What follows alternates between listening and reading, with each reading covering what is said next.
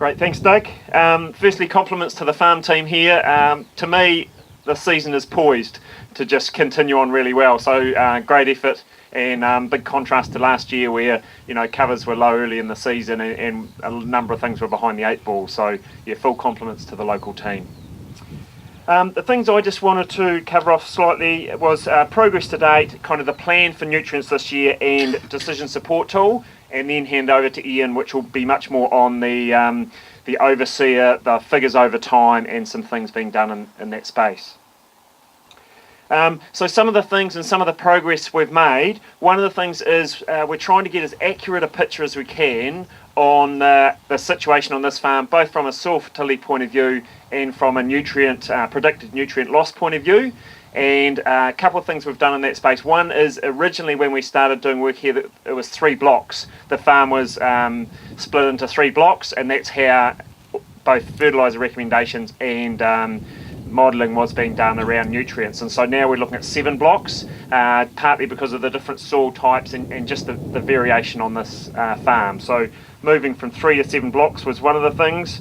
The other thing, we've changed the soil testing time from September to March. So now we soil test in March, and that just fits in so much better with just the planning of the dairy year. And so now soil tests are done in March.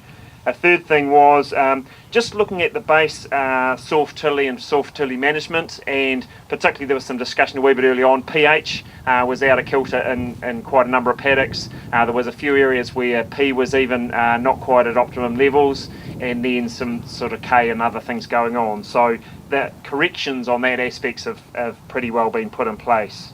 The other thing, and it flows on to the great session by PGG Wrights and Seeds, was around cropping. And if you're doing cropping, let's get it right and feed that crop with the right nutrients, which, let's be frank, last season didn't happen. This season it's in place, DAP down the spout, side dressings, etc, etc. So a lot of improvement there as well. Also, the focus is much more on homegrown feed as well, and so trying to get the pastures really earning their keep and doing that side of things right. There's a soil test result in the workbook. We're not probably going to go into that in much detail, but at different times of the year there's various products recommended. DAP for the nitrogen and phosphate and down the spout, and then early in the season some phased in quick start to get the N and sulphur, and that's sulphate, sulphur and elemental sulphur. And then for certain paddocks there was muriate of potash, so K recommended to go with the sustain, and then obviously the sustain N only at a number of times during the season, and then super 10, superphosphate late on in the season as well. So that just gives you a wee bit of a snapshot of that, that timing on that. One of the things we've done on this farm also is total N soil test, and so in some work balances done with MPI, we wanted to have an objective test that could help to predict the response to nitrogen on farm, and this total N test has shown to have real merit, and the correlations are strong enough for it to be in a decision support tool. So when we did the blocks for our farm here, the range in total N test results was from 0.56 to 0.77. So 0.56% to 0.77. So that's a good distinct difference, and hence in a number of our nitrogen applications we're preferentially putting on nitrogen to some blocks and not on others. So if nitrogen is being applied, we'll not put it on the 0.77 type area, because it's already got quite a lot of nitrogen sitting in that soil, whereas obviously the 0.55 stronger response. So again, that's working smarter, better agronomic and economic response, but also if it's not being taken up by the plants, it's not available to be lost through. And the software NGuru is the tool that we use for that. And so for here, the closest pasture growth rates are OHAPO, which is fairly reflective of here. And so it's got the OHAPO predicted growth rates for that time of the year, and then what nitrogen would do and what the benefits would be. And so a run was done for, I think, just a bit later this, I think it might have been early October run, and in one application of nitrogen there was an extra 1,250 kilograms of dry matter produced. And so, you know, in farming, every few percent can make a difference. So that's about the timing and the spatial placement. Number of the team here who can answer questions on that later. And I guess on the nitrogen loss type thing, there was a meeting that Ian and I were running a while ago, and some farmers were talking about, oh, well, let's just see what we can get away with kind of thing. And the sort of story we sort of used as a bit of an analogy is, if we all had fish and chips on Friday night, threw the newspaper out the window, the roadsides would look terrible. But if none of us do, they look after themselves. And to us, the nutrient management is a little bit like that. If everyone refines things, tries to be as efficient as they can, it just starts to be a tidier, and we get the percentage benefits all across in there. So is there any questions just on the general fertility, fertiliser, soil side of things before I hand over to Ian Power on the nutrient modelling? Ian, okay. Question was, what's the benefit of sustain instead of using urea? So we'd call it a second generation urea product. So it's got an agritane coating on it, which reduces the volatilisation, the loss, the gaseous loss.